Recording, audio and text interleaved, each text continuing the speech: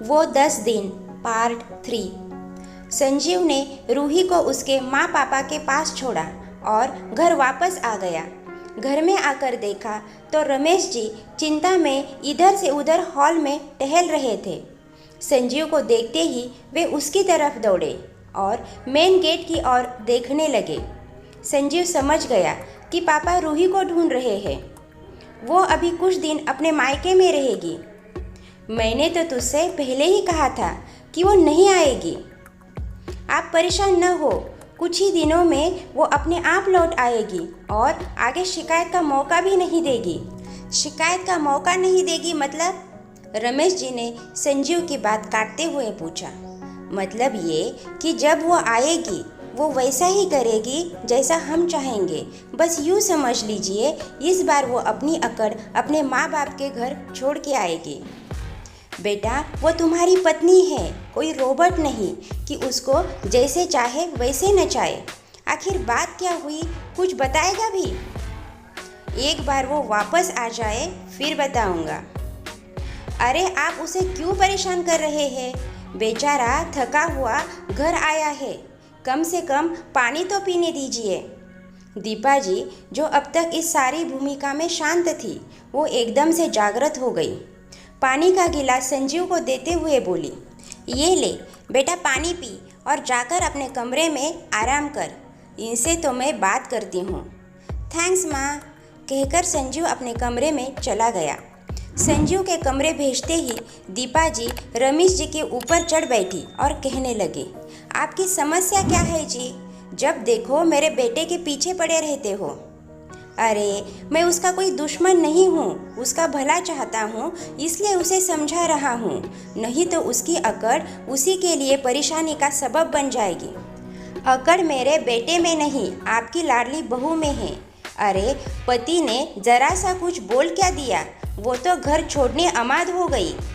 कौन सा संजीव ने मारा पीटा था या उस पर कोई अत्याचार कर रहा था? कोई कमी की क्या खाने पहनने में? सब कुछ मिला इस घर में। न उससे पल्ला करवाया, सूट पहनने की इजाज़त दी। अरे कितनी बहुओं को ये सब छूट मिलती है, पर आजकल की लड़कियों में ज़रा बर्दाश्त करने की क्षमता नहीं है। हमारे देश में यही एक समस्या है कि जब तक लड़कियों के शरीर पर घाव नहीं दिखते तब तक उसे अत्याचार नहीं समझा जाता है। कई बार तो शारीरिक घावों को भी नज़रअंदाज किया जाता है, तो मन के घाव कैसे किसी को दिखेंगे? दीपा जी, जो एक घरेलू महिला है, 50 की उम्र में भी खुद को इतना मेंटेन करके रखा है कि कोई उन्हें देखकर उनकी उम्र का पता नहीं चलता। अगर रूही और दीपा जी कहीं साथ चली जाए, सब उन्हें देवरानी जेठानी समझते थे, न कि सास बहू। वैसे तो दीपा जी एक अच्छी इंसान थी, पर थोड़ी रूढ़िवादी थी। पर उन्हें कोई रूढ़िवादी न कहे, इस कारण रूही को आज के समय के हिसाब से छूट दे रखी थी और खुद का पहनावा भी बदल लिया था। पर बहू और बेटी में पूरा अंतर भी था। रूही संचिता से एक सुई भी उठवाए ये उन्हें पसंद नहीं। इसी कारण जब तब रूही को एहसास करवाती रहती कि उन्होंने संचिता से कोई काम नहीं करवाया और बहू अपनी जिम्मेदारियों से भागे नहीं, इसलिए उन्होंने अकेले कितनी जिम्मेदारियां उठाई, इसका गुणगान रूही से करती थी। साथ में ये भी कहती रहती, आजकल काम में मेहनत कहाँ रह गई है, सब कामों के लिए तो मशीन आ गई। पहले सारे काम हाथ से ही करने पड़ते थे। हालांकि वो कोई टिपिकल टीवी सीरियल की कोई सासू माँ नहीं थी जो जब तक अपनी बहू को परेशान करने के बहाने ढूंढे, मगर उनके अंदर की माँ एक सास पर भारी पड़ जाती थी।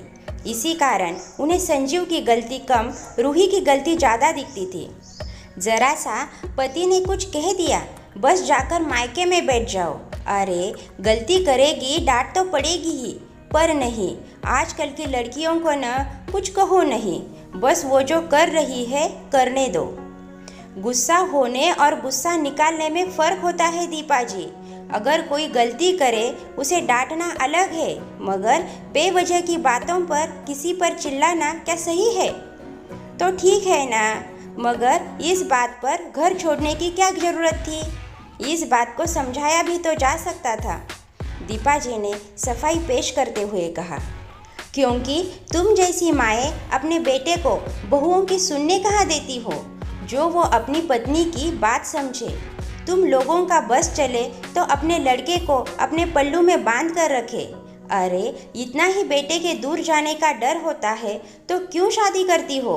रहने दो जीवन भर कुंवारा, कम से कम किसी लड़की का जीवन तो न खराब हो। रमेश जी खींचते हुए बोले और अंदर कमरे में चले गए। हाँ, मैं ही तो सबसे बुरी हूँ जो अपने बेटे का घर तोड़ना चाहती हूँ। ठीक है, अगर इतना ही बुरा लगता है तो आज से किसी से कुछ नहीं बोलूँगी, दीपा जी लगभग चिल्लाते हुए बोली और मुंह बनाते हुए रसोई में चली गई। इधर रमेश जी ने रूही को फ़ोन किया और उससे बात जानने की कोशिश की, मगर रूही ने बात को घुमा दिया। तो रमेश जी रूही को समझाते हुए कहा, बेटा समझने की कोशिश करो, अगर तुम इस बार ऐसे ही आ गई तो संजीव कभी नहीं बदलेगा और शायद तुम्हारी ज़िंदगी भी। कहते कहते रमेश जी रुक गए। पापा जी, हम किसी को नहीं बदल सकते, अगर बदल सकते हैं तो सिर्फ अपने आप को ही बदल सकते हैं। मैंने सिर्फ संजीव जी को एक मौका दिया है, उन्हें एहसास होता है कि नहीं, और अगर न एहसास हुआ तो? रमेश जी ने रूही की बात काटते हुए कहा, पापा जी, इंसान किसी और से नहीं बल्कि अपनी कमज़ोरियों रूपी बेड़ियों से बंधा होता है, जिसके कारण वो आगे बढ़ नहीं पाता। मगर जब यह बंधन चुभन देने लगता है तो वो उसे तोड़ने पर मजबूर हो जाता है। इन बेड़ियों को तोड़ने के लिए बहुत दर्द सहना पड़ता है। अगर व्यक्ति इस दर्द को सह गया तो उसकी आगे की ज़िंदगी बंधन मुक्त हो जाती है, और अगर नहीं तो वो उसी चुभन को जीवन भर झेलता है। ये सिर्फ मेरी और संजीव की नहीं बल्कि सारे परिवार की परीक्षा की घड़ी है। जब दो लोगों की शादी होती है तो दो परिवार मिलते हैं, पर जब दो लोगों की शादी टूटती है तो कई परिवार के रिश्ते टूटते हैं। इसलिए मैं अपनी आखिरी प्रयास तक इस शादी को बचाना चाहती हूँ और इसमें ज़िंदगी बनी रहे ये भी चाहती हूँ। मैं खुद को अंदर से मारकर रिश्ते नहीं निभा सकती। ये नौबत न आए इसलिए तो कह रहा हूँ कि कुछ तो बताओ ताकि तुम्हारी मदद कर सकूँ। अगर आप मदद करना ही चाहते हैं तो सिर्फ इतना करिए कि कुछ दिन इनके सामने ना आइएगा प्लीज़। रूही जानती थी कि उसके बाद अगर संजीव के गुस्से का शिकार कोई होता है तो वो है रमेश जी। शादी के पहले भी संजीव अक्सर अपने पापा पर गुस्सा निकालता था। अगर रमेश जी कुछ कहना चाहे तो दीपा जी की ममता आड़ आ जाती थी और रमेश जी चाहकर भी कुछ नहीं कह पाते थे। रमेश जी संजीव की इस आदत को जानते थे, इसलिए रूही के पक्ष में थे, या यूँ कह लीजिए वो उसका दर्द समझते थे क्योंकि वो उस दर्द को महसूस कर चुके थे। क्रमशः दोस्तों, आगे की कहानी आपको नेक्स्ट वीडियो में सुनने को मिलेगी। अगर कहानी अच्छी लगे तो लाइक ज़रूर कीजिएगा और चैनल को सब्सक्राइब कीजिए।